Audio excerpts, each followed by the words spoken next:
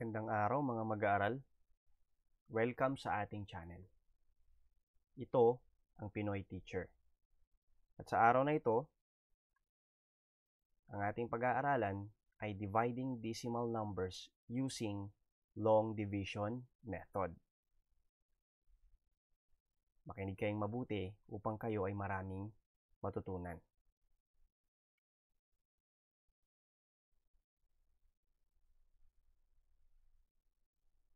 Kung ikaw ay hindi pa gaanong marunong mag-divide gamit ang long division method, mas makakabuti kung papanoorin mo muna ang videong ito sa ating channel. So ito yung ating video. Ito yung title niya. Paano mag-divide gamit ang long division method? So paano mo ba gagawin yon? Ganito lang. Una, pumunta muna kayo sa YouTube or pag nasa computer kayo, pwede kayong pumunta sa youtube.com or pag meron naman kayong cellphone, meron naman kayong YouTube application. Punta lang kayo sa search bar, then i-type ninyo yung Pinoy Teacher. Pagkatapos, i-click nyo lang itong search button. Pagka-click ninyo, pupunta na kayo dito. I-click nyo tong logo natin. Pagkatapos, punta kayo sa videos. And then, hanapin na ninyo dito yung video na kailangan ninyong panoorin, which is sa case natin ay ito. Paano mag-divide gamit ang long division method. So, ipindutin nyo lang yan. Then, magpi-play na siya. So, ganun lang kasimple. Okay? Okay. So, ngayon, meron tayong mga dapat or kailangan tandaan bago tayo mag-divide ng decimal. So, sa topic na pala nito, i-cover natin kung paano mag-divide ng decimal to whole number at whole number to decimal. So, ito yung mga dapat nating tandaan. Una, arrange using the division bracket. So, kailangan muna nating ayusin yung ating equation gamit ang division bracket. Pangalawa, gawing whole number ang divisor kung ito ay isang decimal number. Ito ay magagawa sa pamamagitan ng pag-move ng decimal point nito papunta sa kanan. I-move ang decimal point hanggang sa mapunta ito sa dulo at ito ay isa ng whole number.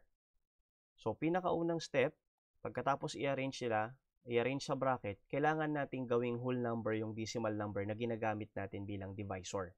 Kung gumagamit tayo ng divisor na decimal number. Later on, mas ipapaliwanag ko ng mas maayos pag meron tayong example. Pangatlo, lagyan ng decimal point at zeros ang dividend kung ito ay whole number.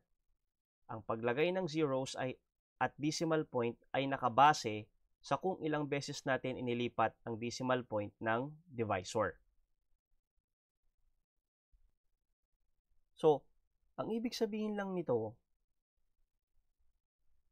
yung nasa loob ng ating bracket na whole number, kung ito ay whole number kailangan nyo siyang lagyan ng 0 at decimal point. Pero yung dami ng 0 na ilalagay nyo, nakabase kung ilang beses lang natin minove yung decimal point ng ating divisor. Okay? Pang-apat, i-divide. Pang-lima, mag-multiply. Pang-anim, kailangan mag-subtract. At pang-pito, kailangan nating mag-bring down. Kailangan din nating i-check. Kung maalala nyo, ito yung mga method natin sa pag-divide ng whole numbers gamit ang long division method. Kaya napaka-importante na mapanood nyo yung video yon. At pang-siyam, sa pag-divide ng decimal number ay kailangang wala tayong magiging remainder. So, isa to sa pinaka-importante. Okay? Kailangan wala magiging remainder. Okay? So, wag na nating patagalin. Magbigay na tayo ng halimbawa. Okay. Para sa ating unang halimbawa, gagamit tayo ng whole number sa decimal number. So, 512 divided by 0.2 or 512 divided by 2 tenths. So, first step is gamit muna tayo ng bracket. So, ito yung pinaka-importanting unang gawin So, una daw, gagamit muna tayo ng division bracket at ilalagay natin sa loob yung ating dividend which is yung 512. At yung ating divisor naman ay sa labas, which is yung 0.2. So, unang step, kailangan natin gawing whole number ang ating divisor. Kung papansinin niyo, itong divisor natin, 0.2, ito ay isang decimal number. Kasi meron siyang point. So, dapat matanggal yung point na yan. So, paano natin gagawin yon? Ganito lang. Kailangan lang natin i-move itong decimal point sa pinakadulong number. Sa pinakadulo ng decimal number. So, isa lang naman yung decimal number natin dito. Number 2 lang. So, pag minove natin yan, mapupunta yan dito. Okay? So, automatic, pag napunta yan dyan, ibig sabihin, makakancel na tong 0 at saka yung point. Lilipat na dito yung point at yung 0 ay makakancel na. Okay? So, ito ay magiging 2 point na lang. Pero, hindi nyo na kailangan ilagay yung point. Okay? So, next step, ngayon, kailangan naman natin galawin yung ating dividend. So, ang dividend natin dito ay 512. Ito yung laging tandaan na, kung ang dividend natin ay isang whole number, so wala siyang decimal point, ito yung una nyong gagawin. Lagyan nyo siya ng decimal point dito sa dulo. Okay? Lagyan nyo ng decimal point dyan. Pagkatapos, lagyan nyo siya ng 0. Pagkatapos ng decimal point, maglalagay kayo ng 0. Pero, yung ilalagay nyong 0, nakadepende kung ilang beses nyo itong minove. Kung ilang beses kayo nag-move dito sa ating divisor. Ganun din kadami yung ilalagay nating 0. So, ilang beses tayong nag-move dito sa ating divisor? Isa lang, di ba? So, ibig sabihin, isang 0 lang ang ating ilalagay. Pagkatapos, kailangan din nating i-move yung ating decimal point. Nakadepende rin kung ilang beses tayong nag-move dito sa ating divisor. Ilang beses ba? Isa. So, isang beses lang natin i-move ang ating 0. So, ito, ilalagay natin siya dito. Kasi mamumove na siya dyan. So, automatically, mapupunta na dito yung point at mawawala na yung point dyan. So, pag inayos natin yan, ito ay magiging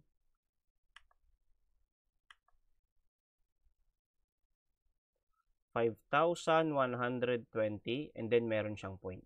Dito, kailangan yung isulat yung point. Kasi magagamit nyo pa yan. So, iayos ko lang dito Iayos ko lang, burahin ko lang yung mga hindi natin kailangan. Okay. Okay, so ito na yung magiging final equation natin. Magiging na siyang 5,120 divided by 2. Okay? So, ano na yung first step? Pag nag-divide tayo, una is i-divide. I-divide muna natin yung pinakaunang number o yung nasa pinaka-left number ng ating dividend. So, ito ay 5 at ito ay 2. Pwede mo bang i-divide yung 5 kay 2? Pwede. Kasi mas mataas naman siya. So, ilang 2 ang meron kay 5? Tama, dalawa lang. Kasi pag tatlo yan, 6 na yan. 3 times 2 is 6 na. Sobra na siya. So, dalawa lang yung ating gagamitin. Next step is multiply. Pag multiply nyo to, 2 times 2 is 4. Okay, anong next step natin? Siyempre, ang next step natin ay subtract. So, i-minus lang natin siya. 5 minus 4, 1. Pagkatapos mag-subtract, anong susunod? Bring down. Anong i-bring down? Yung next number. Ang next number natin dito ay 1. So, i-bring down lang natin siya dyan. Or, ibababa lang natin siya. Then, pagkatapos natin ibaba, i-check ulit. Check na. Pwede ba natin i-divide ang 11 kay 2? Pwede, kasi mas malaki pa rin si 11. So, ilang 2 ang meron kay 11? 5. Kasi ito na yung pinakamalapit. Kasi pag 6 yan, 12. So, sobra na siya. Hindi pwedeng sumobra.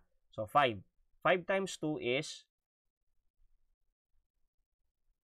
5 times 2, 10.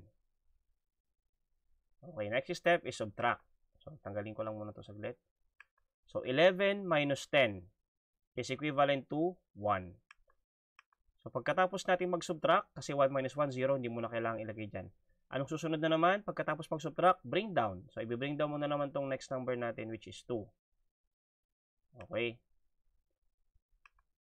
So, next step, pagkatapos mag-bring down, check kung pwedeng i-divide. So, pwede ba, check natin si 12 na bagong dividend, pwede ba natin i-divide kay 2? Pwede, kasi mas malaki pa rin si 12. So, pag dinivide natin 12 divided by 2, ilang 2 ang meron kay 12? Tama, 6. Kasi 6 times 2 is equivalent to 12. So, kung hindi siya sakto, dapat yung pinakamalapit. Pero this time, sakto siya. Next, pagkatapos mag-divide at mag-multiply, kailangan ng isubtract. 12 minus 12, 0. Huwag na ninyong ilagay kasi 0 lang naman. Pero kung papansinin nyo, meron pa tayong natirang isang 0. So, kailangan magamit lahat yan. Kaya ito ay kailangan nating i-bring down or ibaba. So, i-bring down natin tong 0, lalagay natin siya dito. Okay? Next step. Pag may bring down na natin yung 0, syempre, divide. At lahat ng number na i-divide sa 0, at lahat ng number na minumultiply sa 0, ay 0 palagi ang answer. So, i-divide muna natin to. So, 0 divided by 2 is equivalent to 0. So, next is 0 times 2 is equivalent to 0. Then, minus lang yan. 0. So, kung papansinin niyo nag-close na. Kasi wala naman na tayong mabibring down na number at 0 na yung final na lumabas dito. So, ibig sabihin, ito na yung ating final answer. So, 512 divided by 2 tenths is equivalent to 2,560. So, ito na po yung ating final answer. Okay? So, let's have another example. Okay. So, our next example is 273 divided by 1.2. So, again, first step, i-arrange muna natin sila. Dito ko na lang ilalagay. So, 273 yung ating dividend. At 1.2 yung ating divisor.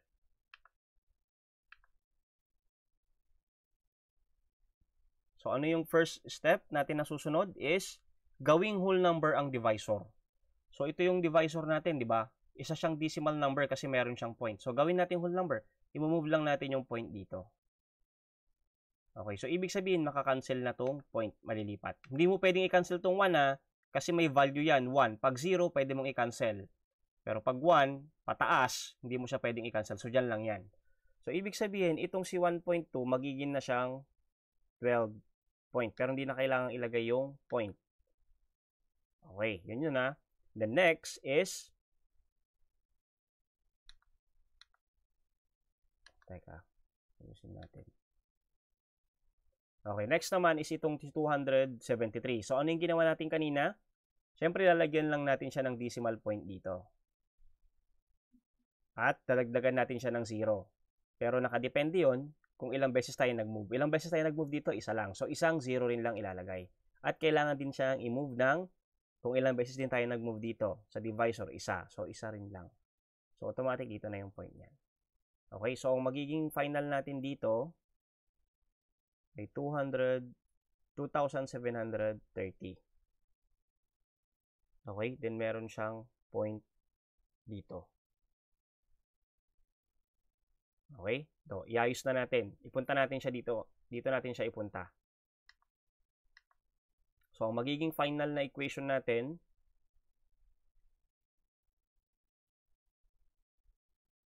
is 2,730 divided by 12. So, lagyan nyo lang yung point. Huwag yung kakalimutan yung point na yan. Kasi importante rin yan. Okay. So, mag-divide na tayo. So, pwede ba nating i-divide si 2 kay 12? Tama, hindi. Kasi mas malaki na itong si 12 kaysa kay 2. So, kaya kailangan nating isali yung second digit. 27. Ano ba yan? Ayusin nga natin to. O yan. So, 27 divided by 12. So, ilang 12 ang meron kay 27?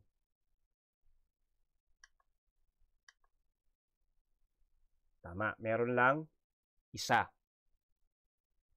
Okay? Isa lang ba? Dalawa. O, so, pag ilalagay natin yung sagot, 27 divided by 12 is 2. Tama? Kasi 2 times 12 is 24. So, yun yung pinakamalapit. Okay? So, as I said, pag marunong ka mag-multiply, madali na lang sa'yo mag-divide. So, after natin i-divide, 27 divided by 12 is 2. Nilagay ko dito yung 2. Then, right after that, multiply naman natin yung nakuha natin sagot dito. 2 times 12 is 24. Okay. So, after natin mag-multiply, kailangan natin subtract. So, 7 minus 4, 3. 2 minus 2, 0. Hindi nyo na kailangang ilagay. Pagkatapos mag-subtract, anong next step? Mag-bring down. So, ibaba lang natin yung next digit, which is 3. So, ngayon, 33 divided by 12. Ay, check muna pala. Check. Pwede bang i-divide si 33 kay 12? Pwede. So, ilang 12 ang meron kay 33? So, 33 divided by 12, meron din lang dalawa. Pag tatlo kasi yan, 36 na. So, sobra. So, 2 ang gagamitin din natin. 2 times 12 is 24. Next step, pagkatapos, yan na, 2 times 12. Yung sagot niya, 24. Okay, baka malito kayo. Okay, pagkatapos natin mag-divide, mag-multiply, tayo ay magsusubtract ulit. So, 33 minus 24 is equivalent to 9. Okay, next step is mag-bring down. Pagkatapos mag-subtract ay mag-bring down. So, ang bring down natin dito ay 0. Okay? So, i-bring down natin yung 0. So, dito nang galing yung 0, ibinaba ko lang dyan. Okay? Then, pwede na ulit tayo mag-divide. So, 90 divided by 12. Pwede ba? Pwede. So, ano yung pwede natin gamitin dyan? 7. Tatugtungan natin to. So, 7 times 12, 84. So, ginamit ko si 7 kasi ito yung pinaka malapit. Okay? Pag 8 yan, sobra na siya. Next step is subtract. So, 90 minus 84 is 6. Okay. Ngayon, ito na yung tricky part. Diba sinabi ko kanina na isa sa mga rule, bawal ang mayroong decimal, ay bawal ang may remainder. Pero sir, wala naman na tayong pwedeng i-bring down dito. Nag-bring down na natin yung last na 0. Pero may natira pa ring digit. Kailangan itong digit na to ay mawala. So, para mangyari yon, para mag-close tayo sa 0, 0 dapat ang maging close natin dito, kailangan nating mag-add ng isa pang 0 dito sa taas. Mag-a-add tayo ng 0 hanggang kailangan nating mag-add. Kailangan nating mag-add hanggang hindi ito nagiging 0. Okay? Hanggang hindi nagiging 0 yung final na nandito sa baba. So, mag-add ka lang ng 0, then yung 0 in-add mo, kailangan mo lang siyang i-bring down. So, dito na siya mapupunta ngayon. So, yung 6, naging 60 na. Okay? Kasi yung 0 in-add natin, binaring down natin siya dito. O, ngayon, pwede na ba natin i-divide si 60 kay 12? Pwede na. At ang sagot dyan ay 5. Kasi 5 times 12 is equals to 60. Okay, 5 times 12 is equals to 60. Okay? So, ito na yung final answer. So, ibig sabihin, 60 minus 60 is 0. So, nag-close na yung ating equation. Ngayon, isa pa sa pinaka-importante yung magkakalimutan. Kung papansinin niyo dito, meron pa yung point natin. Hindi natin kailangang ilagay yung point kung wala na tayong kasunod na number. Or kung ang nakalagay na number dito sa may taas nito ay 0. So, dahil may 5 dyan, itong decimal point, kailangan nating itaas yan. At, ito na po yung ating magiging final answer. Okay? So, ibig sabihin, 273 divided by 1.2 is equivalent to 227 and 5 tenths. Ito na yung ating final equation at final answer. Okay? So, ganun lang kasimple yung ating method. Okay? Okay. Now, let's have a different example naman. So, ngayon, baliktad. Yung ating dividend, ang decimal number, at yung ating divisor, ang whole number. So, paano yung gagawin natin dyan? Ganito lang. So, una, iayos muna natin sila. Mas madali to ng konti. Kasi pwede na natin itong idirekta. Kasi nga, yung ating divisor ay whole number na agad, which is yung 5. So, iayos muna natin. Gamit tayo ng division bracket. Ilagay natin yung ating dividend na 0.95 sa loob. At yung ating divisor na 5. Okay, first step is ito. Dahil decimal number yung ating dividend, kailangan nating itaas yung decimal point. So, ilalagay natin siya dito. Sa mismong tapat niya din. Okay? Pagkatapos natin gawin yun, pwede na tayong mag-proceed sa ating division. So, first step. Ito, kailangan yung i-divide yung 0. Yung pinakaunang number dyan, kailangan yung i-divide dito kay 5 o yung sa ating divisor. So, 0 divided by 5, lahat ng dinidivide sa 5, minumultiply sa 5, ang sagot ay 0. 0 times 5 is 0. So, subtract, 0 na yan, hindi nyo na kailangang ilagay. Pagkatapos mag-subtract, anong gagawin? Magbi-bring down. Anong i-bring down natin dito? Siyempre, itong 9. Yan lang naman yung number dyan na pwede natin i-bring down. Then, right after that, check. Pwede ba natin i-divide? 9 divided by 5? Pwede. Kasi mas malaki pa rin. So, ilang 5 ang meron kay 9? Tama, isa lang. Then, pagkatapos, i-multiply ulit natin itong nakuha natin. So, 1 times 5 is 5. Okay, pagkatapos mag-multiply, subtract ulit. 9 minus 5 is 4. So, pagkatapos mag-subtract, tama, bring down. So, ibaba natin dito si 5. Then, check. Pwede bang i-divide si 45 kay 5? Pwede. At yun, ang sagot natin doon ay 9. Kasi ito yung pinaka-eksakto. 9 times 5 is 45. Hindi naman pwedeng 10 kasi 50 na. So, sobra. So, next, subtract. 45 minus 45 is 0. So, nag-close na yung ating equation.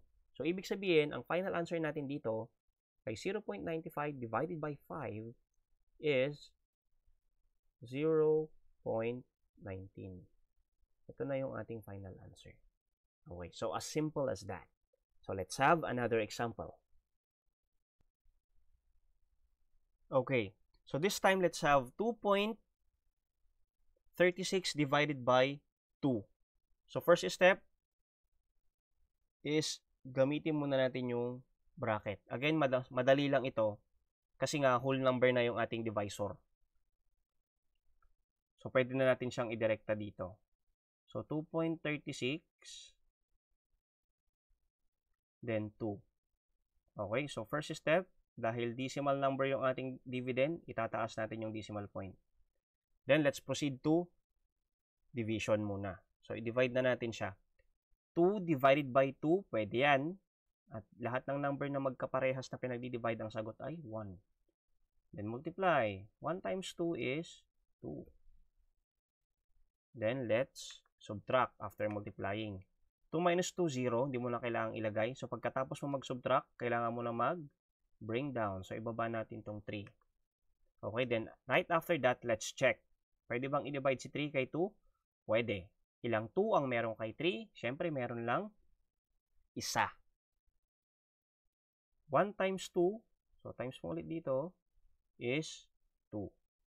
Then, subtract again. 3 minus 2, 1. After natin mag-subtract, anong next na step? Magbi-bring down ulit tayo. 16. And then, pagkatapos nyan, pwede na ulit tayong mag-check. So, check natin. Pwedeng i-divide si 16 kay 2? Pwede. Pag na-check na, kailangan nang i-divide. 16 divided by 2 is 8. Ito ay yung pinakamalapit. 8 times 2, 16. 16 minus 16, 0. So, nag-close na yung ating equation. So, ibig sabihin, ito na yung ating final answer. 1 and 18 hundredths with TH. Okay? So, ganun lang kasimple. Okay, now, let's have another example. Okay, now, for our last example, let's have 0.216 divided by 12. Okay, so again, madali lang to kasi pwede natin siyang i-arrange ng diretso. Since yung ating divisor ay whole number na, yun ay 12. Then yung ating dividend ay 0.16. Ay 0.16. 0.216.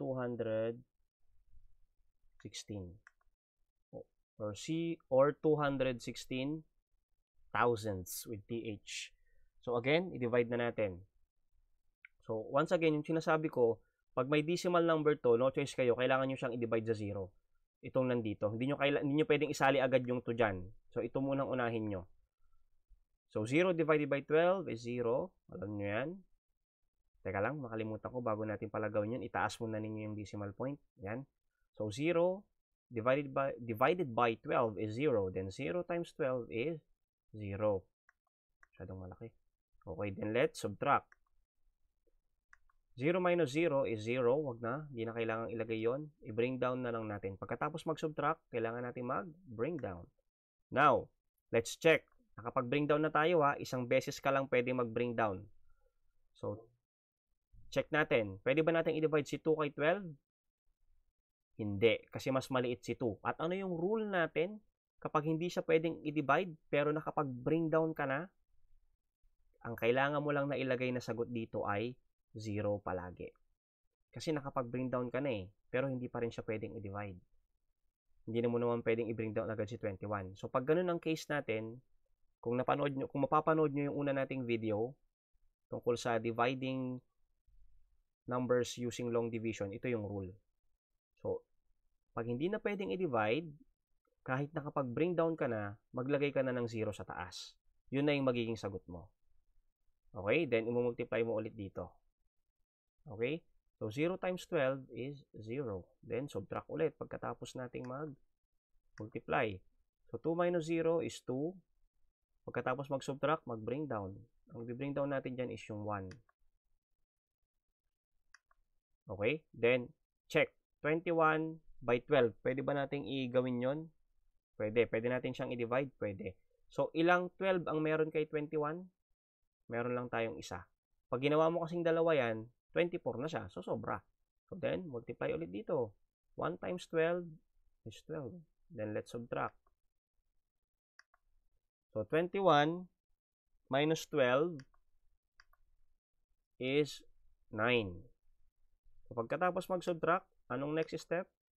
Mag-bring down. So, i-bring down na natin yung pinakahuling number natin, which is 6. Okay, lagay ko lang na to para hindi kayo malito. Yan. So, 96 divided by 12 ay pwede yan? Pwede. At ang sagot dyan ay 8. Kasi 8 times 12 is equivalent to 96. And we're done. Nag-close na tayo sa 0. Wala na tayong i-bring down. So, ibig sabihin, ang final answer natin dito kay 216 tens, hundred, thousands with TH divided by 12 is equivalent to 18 thousandths with TH. Ito na yung final answer natin. So, ganun lang kasimple. Sa umpisa, mahirap, pero practice lang ng practice. Magagawa nyo rin yan. As much as possible, try to avoid using calculator. Saka na kayo mag-calculator pag i-check na ninyo yung final answer. Okay? Para at least medyo meron siyang challenge. At mas maganda kung makabisado nyo yan kahit walang calculator. Okay? The same thing apply in division of numbers. Okay? Okay. So, sa mga susunod na videos natin, abangan nyo yung next video natin ha. Kasi connected pa rin yon sa dividing decimal number. Pag-aaralan din natin sa mga susunod na video natin yung differentiating, terminating from repeating, non-repeating decimal quotients. So, parang mas advanced ng konti na about sa dividing decimals. Okay, anyways, maraming salamat ulit sa pakikinig at panonood sa ating video. Sana ay marami kayong natututunan dito sa mga video na ginagawa natin. So, yun lang. Hanggang sa muli, i-enjoy nyo lang yung pag-aaral ninyo. So hanggang sa muli, maraming salamat. Paalam!